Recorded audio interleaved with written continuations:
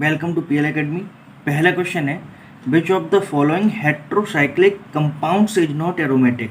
निम्नलिखित में से कौन सा विषम चक्रीय यौगिक एरोमेटिक नहीं है। 2009 में पूछा गया क्वेश्चन है, बहुत सही क्वेश्चन है, बहुत इंपॉर्टेंट क्वेश्चन है। तो यहाँ हमारा ऑप्शन नंबर डी बिल्कुल सही हो जाएगा, क्योंकि पिपरिडिन एरोमेटिक यौगिक नहीं है। एरोमेटिक यौगिक कैसे पहचानेंगे, कौन सा एरोमेटिक है, कौन सा एंटी एरोमेटिक है, कौन सा नॉन एरोमेटिक है, ये सभी हम कैसे पहचानेंगे। इसके लिए मैंने एक अलग से वीडियो बना दिया है, वो चैनल पर जाकर आप देख लीजिए। हकल नियम भी वहाँ मैंने समझा रखा है। पीजीटी में ऐसे क्वेश्चन बहुत ज़्यादा पूछे जाते हैं, इसलिए एक बार उस वीडियो को आप देख लीजिए, जिससे कि आपको ये सारी चीज़ें समझ में आ जाएंगी। तो यहाँ हमारा डी ऑप्शन बिल्कुल सही हो जाएगा। क्यों हो जाएगा?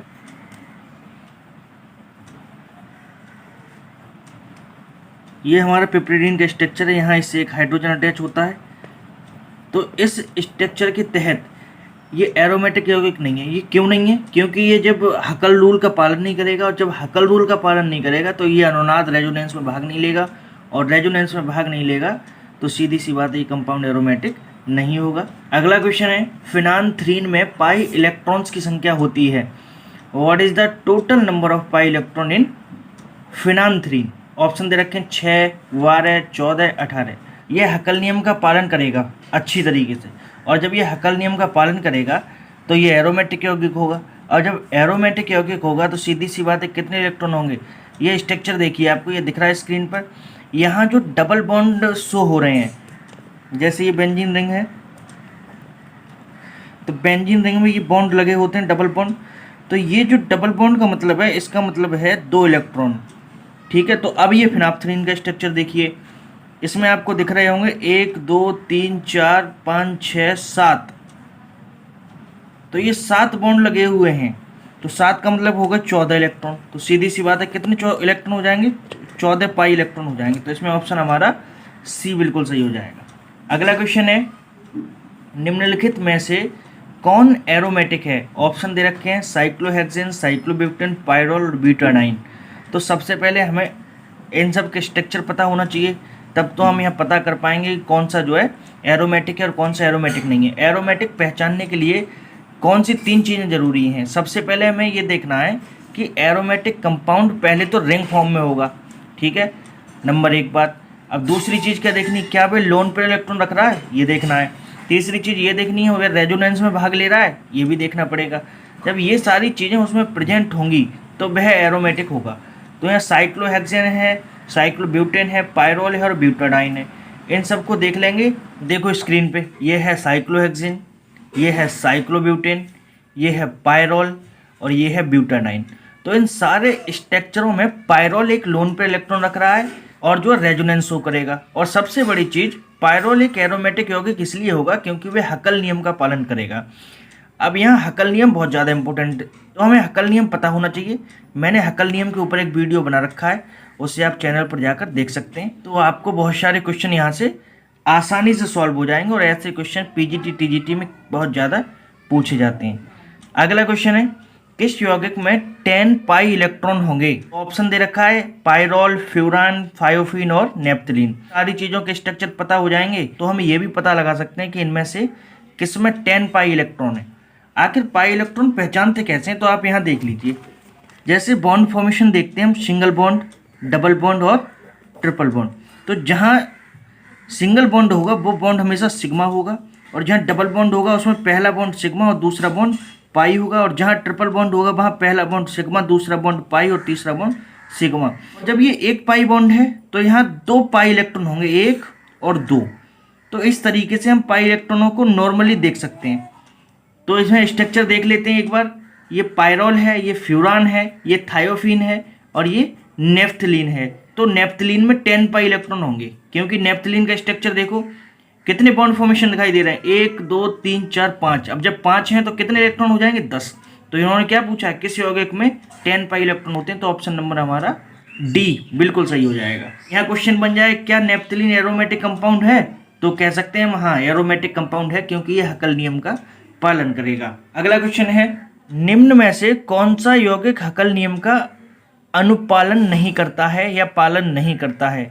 बहुत अच्छा क्वेश्चन है। Which of the following compounds does not follow हकल rule. तो ऑप्शन दे रखे हैं यहाँ, फिनेंथ्रीन, पैराबेंजोक्विनोन, पिरिडिन का साइक्लोपेंटाडाइनिल रेनाइन, ये है फिनेंथ्रीन, ये है पैराबेंजोक्विनोन, ये है पिरिडिन, तो ये है साइक्लोपेंटाडाइनिल। तो सबसे पहले हम इनमें पाई इलेक्ट्रॉन देख लेंगे, और पाई इलेक्ट्रॉन देख लेंगे, फिर ये देख लेंगे कौन सा कंपाउंड डीलोकलाइज है। अब हकल नियम क्या कहता है? हकल नियम कहता है जो compound 4n+2 electron 2 pi electron रखेगा, 4n+2 पाई इलेक्ट्रॉन रखेगा, वह हकल नियम का पालन करेगा। तो इनमें सब देख लेंगे हम। तो इनमें जो है पैराबेंजोक्विनोन जो है हकल नियम का पालन करेगा। तो यहाँ हमारा ऑप्शन नंबर बी बिल्कुल सही हो जाएगा। अगला क्वेश्चन है सिलेक्ट द फॉल्स स्टेटमेंट, असत्य कथन को चुनिए। ऑप्शन दे रखे हैं ए बी सी डी। तो पहले हम इन्हें पढ़ के देख लेते हैं कौन सा सही होगा और कौन सा गलत होगा। तो इसमें कह रखा है फ्यूरॉन की अपेक्षा पायरोल अधिक क्रियाशील होता है। दूसरा कह रखा है न्यूक्लिक अम्लों में कुछ पिरिमिडीन पाए जाते हैं। अगला कह रखा है पायरोल की अपेक्षा पिरिमिडीन कम क्षारीय होता है। अगला कह रखा है पायरोल में इलेक्ट्रॉन स्नेही प्रतिस्थापन विक्रियाएं अथवा 5 स्थितियों में होती हैं। तो हमारा ऑप्शन नंबर सी देखिए, उन्होंने कह रखा है पायरोल की अपेक्षा पिरिमिडीन कम क्षारीय होता है। तो यही हमारा सही हो जाएगा। क्यों हो जाएगा? क्योंकि पिरिमिडीन और पायरोल दोनों नाइट्रोजन परमाणु में sp2 हाइब्रिड होते हैं। ध्यान से समझ लो, sp2 हाइब्रिड होंगे तो पायरोल में नाइट्रोजन परमाणु पे जो electron lone pair electron present होगा वह डबल बॉन्ड बनाएगा और कॉन्जुगेशन करेगा, और डबल बॉन्ड बनाएगा तो रिंग फॉर्मेशन में भाग लेगा, और जब रिंग बनाएगा तो सीधी सी बात है कंपाउंड कैसा हो जाएगा? एरोमेटिक हो जाएगा। और जब एरोमेटिक कंपाउंड हो जाएगा तो वहाँ रेजोनेंस जरूर उत्पन्न होगा, और रेजोनेंस उत्पन्न हो जाएगा तो पायरोल एकाकी इलेक्ट्रॉन युग्म लोन पेयर इलेक्ट्रॉन जो होंगे वहाँ उन्हें विस्थापित नहीं होने देगा, और जब विस्थापित नहीं होगा तो सीधी सी बात है पिरिमिडीन और इलेक्ट्रॉन को विस्थापित करेगा। तो यहाँ पायरोल जो है ज़्यादा क्षारीय होगा। तो यहाँ ऑप्शन जो हमारा सी दे रखा है इसमें जो कम की जगह ज़्यादा हो जाना है, यहाँ ये हमें गलत दे रखा है। पायरोल की अपेक्षा पिरिमिडीन ज़्यादा क्षारीय होगा, कम नहीं। ठीक है, तो ऑप्शन नंबर हमारा सी बिल्कुल सही हो जाएगा। ये देखिए पायरोल की मैकेनिज्म। अब इस स्ट्रक्चर को देखिए, ये है पिरिडिन, तो यहाँ हमारा ऑप्शन नंबर सी बिल्कुल सही हो जाएगा। अगला क्वेश्चन है इनमें से किस यौगिक को अनुनाद द्वारा स्थिरता नहीं प्रदान की जा सकती? ऑप्शन दे रखे हैं ए बी सी डी। सीधी सी बात है, रेजोनेंस पता करने के लिए हमें ये पता करना पड़ेगा कि उसमें लोन पेयर इलेक्ट्रॉन होंगे, और जब लोन पेयर इलेक्ट्रॉन होंगे तो उनमें क्या होना जरूरी है? उनमें हाइड्रोकार्बन जो होना जरूरी है, वो भी कौन से? सैचुरेटेड और अनसैचुरेटेड, संतृप्त और असंतृप्त हाइड्रोकार्बन जब होंगे तो सीधी सी बात है वहीं से पता चल जाएगा कि रेजोनेंस दिखाएगा या नहीं दिखाएगा। तो हम इसमें जब डाई एथिल ईथर जो लिखा हुआ है सी वाला C2H5 का होल ट्वाइस, इसमें जो है संतृप्त और असंतृप्त हाइड्रोकार्बन प्रेजेंट नहीं होंगे, बाकी जितने भी हैं सब में संतृप्त और असंतृप्त हाइड्रोकार्बन प्रेजेंट होंगे।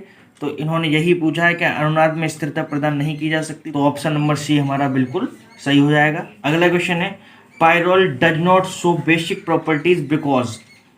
पायरोल क्षारीय गुणों को प्रदर्शित नहीं करता क्योंकि ऑप्शन दे रखे हैं नाइट्रोजन परमाणु sp2 संकलित होते हैं, नाइट्रोजन इलेक्ट्रॉन युक्त कार्बन पर p कक्षा इलेक्ट्रॉन के साथ विस्थापित होता है, नाइट्रोजन 2 sp2 संकलित कार्बन परमाणुओं के साथ जुड़े होते हैं, यह एक समतलीय अणु है। तो बी वाला ऑप्शन देखिए, नाइट्रोजन का एकाकी इलेक्ट्रॉन युग्म लोन पेयर जो होते हैं उनके पास वे p कक्षा इलेक्ट्रॉन के साथ विस्थापित नहीं होते। क्यों नहीं होते समझ लो, क्योंकि पायरोल एरोमेटिक गुण प्रदर्शित करेगा, क्योंकि उसके पास जो है एरोमेटिकता पाई जाएगी, एरोमेटिसिटी पाई जाएगी। तो नाइट्रोजन परमाणु पर जो इलेक्ट्रॉन युग्म होगा, electron pair lone pair electron जो होंगे वो p ऑर्बिटल पर विस्थापित हो जाएंगे, और जब p ऑर्बिटल पर विस्थापित हो जाएंगे तो कॉन्जुगेशन होगा, कॉन्जुगेशन होगा तो पायरोल क्षारीय गुण प्रदर्शित नहीं करेगा। एक बार ये मैकेनिज्म देख लो, इस तरीके से जो है रिएक्ट होंगे। तो यहाँ हमारा बी ऑप्शन बिल्कुल सही हो जाएगा। अगला क्वेश्चन है निम्न में से कौन सा रेजोनेंस प्रदर्शित नहीं करेगा? विच of the following does not show resonance? Benzene, aniline, ethylamine और टोलुइन। तो इन सब के स्ट्रक्चर देख लो, सीधी सी बात है जिनके पास लोन पेयर इलेक्ट्रॉन पाए जाएंगे हो जाएगा बेंजीन का स्ट्रक्चर। अगला देखो ये हो जाएगा एनिलीन का स्ट्रक्चर।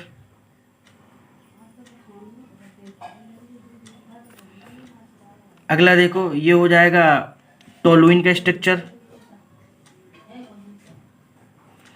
और अगला देखो ये हो जाएगा एथिलेमिन का स्ट्रक्चर C2H5NH2। तो सीधी सी बात है हमारा ऑप्शन कौन सा सही हो जाएगा? हमारा ऑप्शन हो जाएगा एथिलेमिन, सी वाला ऑप्शन बिल्कुल सही हो जाएगा। क्यों हो जाएगा? किसी रेजोनेंस के लिए क्या जरूरी है? रेजोनेंस के लिए प्लेनर में होना जरूरी है, और ये प्लेनर में नहीं है, इसलिए ये जो है रेजोनेंस की दशाएं संभव नहीं करेगा। तो इसलिए हमारा सी ऑप्शन जो है बिल्कुल सही हो जाएगा। अगला क्वेश्चन है, निम्न में से किसमें sp2 संकरण नहीं होता है? Which of the following does not have sp2 hybridization? Option दे रखे हैं ए बी सी डी।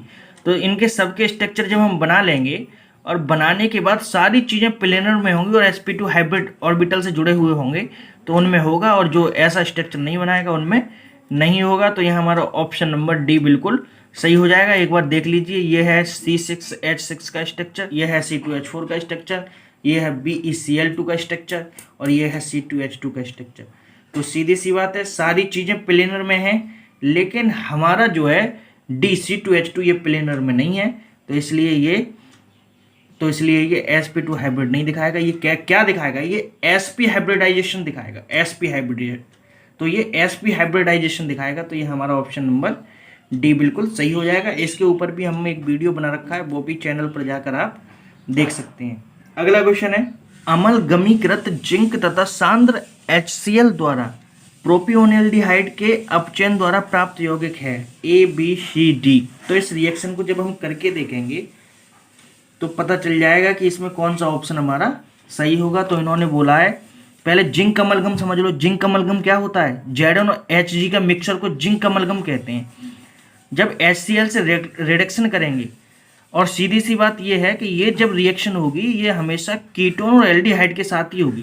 तो एक बार करके देख लेते हैं। जब इनका हम रिडक्शन करेंगे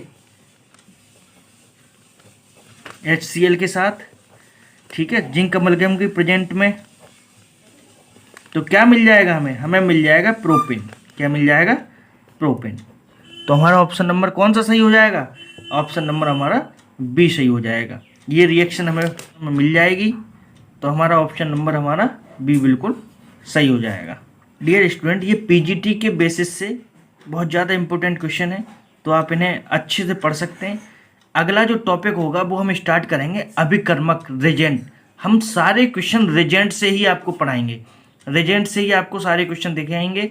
रिजेंट होते क्या हैं, इलेक्ट्रोफिलिक रिजेंट, न्यूक्लियोफिलिक रिजेंट, इन सारी चीज़ों के बारे में आपको बताएंगे। इसलिए आप चैनल को सब्सक्राइब कर सकते हैं और बेल आइकन प्रेस कर सकते हैं, जिससे आपको रेगुलर नोटिफिकेशन मिलती रहे। Thanks for watching.